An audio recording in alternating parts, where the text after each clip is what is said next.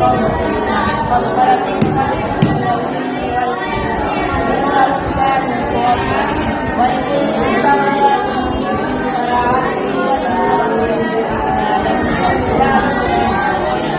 ويوم ترى الذين كفروا على النار هل أنتم لذلك حمام مما استمتعتم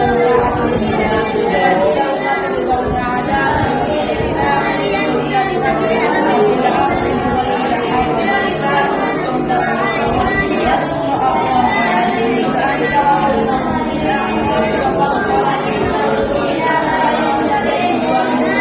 خلفه ألا تعبدوا إلا الله إن الله عليم